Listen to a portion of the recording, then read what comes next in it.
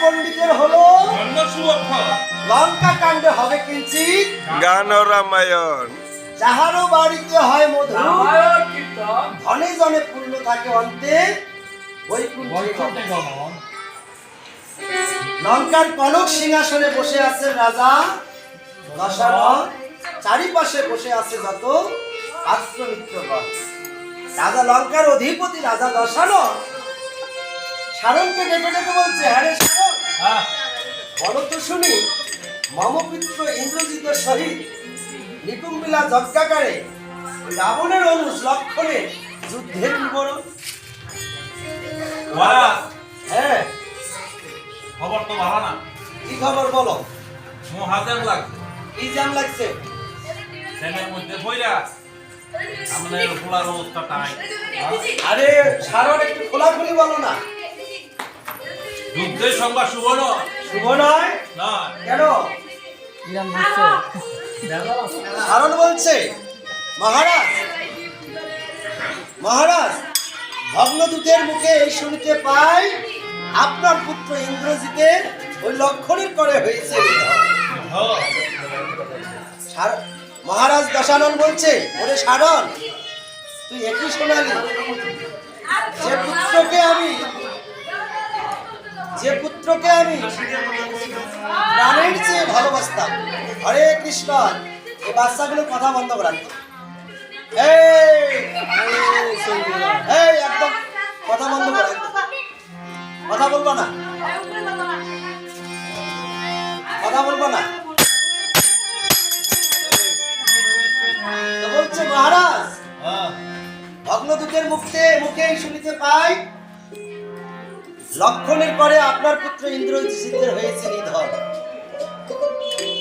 রাজা দশানন বলছে, শারণ রে, যে পুত্র আমার মেঘের আড়াল থেকে যুদ্ধ করতে বলে যার নাম হয়েছে ইন্দ্রজিৎ, মেঘনা, তাকে নিধন করেছে ওই সামান্য লক্ষণ। যে পুত্র আমার ইন্দ্রজিৎকে জয় করেছে, দেবরাজ ইন্দ্রকে পরাজিত করেছে বলে যার আরেক নাম হয়েছে ইন্দ্রজিৎ, তাকে নিধন করেছে সামান্য লক্ষণ। যার প্রাণের মানুষ হারিয়ে যায় সে প্রাণের বেদনা বোঝে। যেমনটা আজ বাবাজি বসে আছে, যার সঙ্গে স্বামী স্ত্রীর বন্ধনে আবদ্ধ হয়ে যৌবন কাল থেকে যুগ যুগ ধরে চলে আসছে, বড় আশা ছিল জীবনে অন্তিম মুহূর্ত পর্যন্ত সে আমার সাথে থাকবে, আজ তাকে ত্যাগ করে চলে গেছে। বাবাজি আজ অঝরে তার জন্য অশ্রুপাত করছে।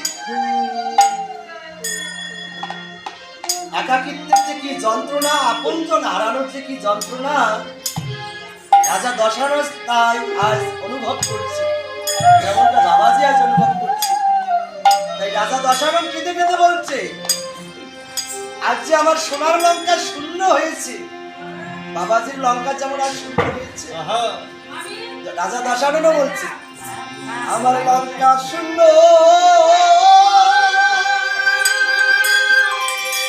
হলো রে।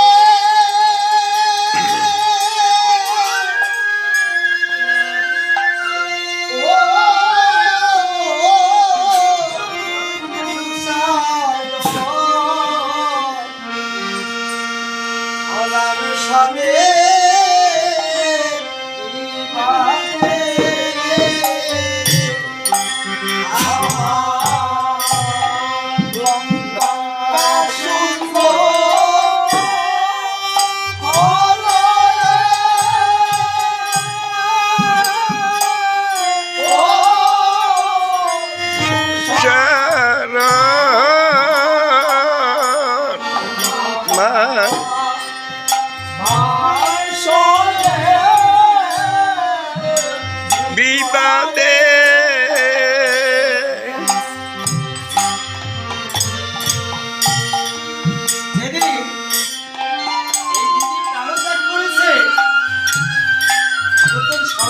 যখন দাদা কানে শুনেছিলেন মনে হয়েছিল পৃথিবীতে এর চেয়ে দুঃসংবাদ আর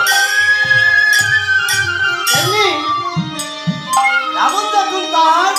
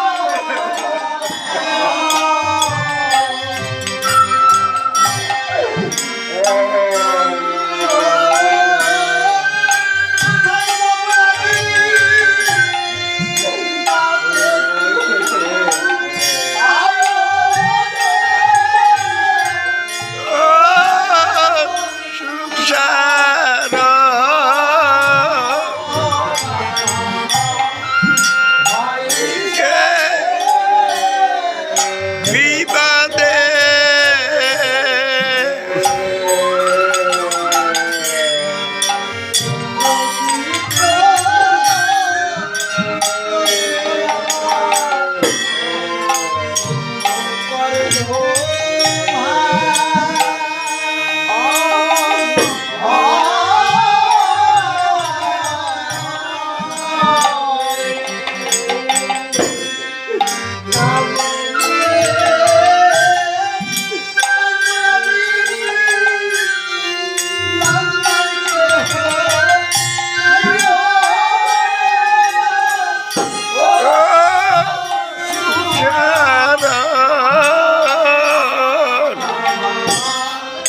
Baike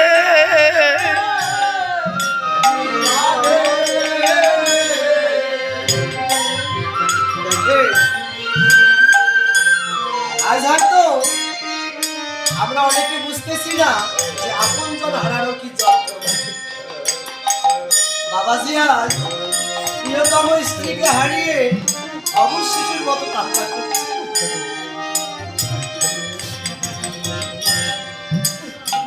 যার স্বামী হারায় সে বোঝে স্বামী হারালে কতটা দুঃখ, যার ভাই হারায় সে বোঝে ভাই হারালে কি করে। আজ তার সহধর্মকে হারিয়েছে অবশ শিশুর মতো কান্না করছে। পৃথিবীতে এত ভরা মানুষ থাকতে মনে হয় একজন মানুষ নেই পৃথিবীতে তার আর আপন কেউ নেই।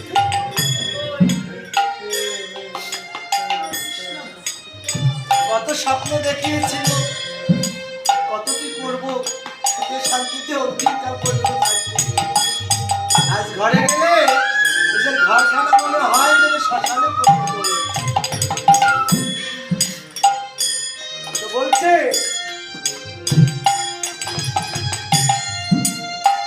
এজন্য বলছে মহারাজ আপনি কান্না করবেন না। কারণ ডেকে ডেকে বলছে মহারাজ আপনি কান্না করবেন না। আপনি শাস্ত্রে শোনেননি কস্য পিতা কস্য মাতা কস্য ভ্রাতা কায়া প্রাণী ন সম্বন্ধ কাকস্য পরিবেদনা। পিতাই কি মাতাই বা কি জগতে ভ্রাতাই বা কি। জগতে কারোর সাথে কারো কোনো সম্বন্ধ নেই, সম্পর্ক নেই, যেমনটা প্রাণের সাথে দেহের সম্পর্ক। রাজা দশানন বলছে ওরে সারণ আমি এত কিছু বুঝি না, যার জন্য আমার সোনার লঙ্কা শ্মশানে পরিণত হয়েছে আমি বুঝে গেছি সেই সীতাকে আমি আর রাখবো না, আমি তাকে জলে কেটে কেটে টুকরো টুকরো করে ভেসে দিব। বাবু যদি কিছু মনে না করেন এদিকে বসেন, চেয়ারগুলো দিকে কাছে নিয়ে বসেন, আমার কীর্তন গাইতে সুবিধা। চেয়ারেই বসেন, চেয়ারগুলো একটু সামনে রাখেন, এমনিতে শ্রোতা কম, আমার কথা বলতে অসুবিধা। চেয়ারগুলো একটু সামনে নিয়ে বসেন, চেয়ারেই বসেন, সমস্যা নেই, একটু চেয়ারগুলো সামনে নেই। ভক্ত দুজন হলেই যথেষ্ট, বা বেশি লাগে না, আমার তাতে দুঃখ নেই। হতভাগার যে যাই 4-5 জন ভক্ত পেয়েছে আমি তাদের সন্তুষ্ট। কাছে বসেন, আমার কীর্তন গাইতে সুবিধা হবে। তাই কি করেছে রাজা দশানন? রাজা দশানন কেটে দাও, কেটে দিলাম।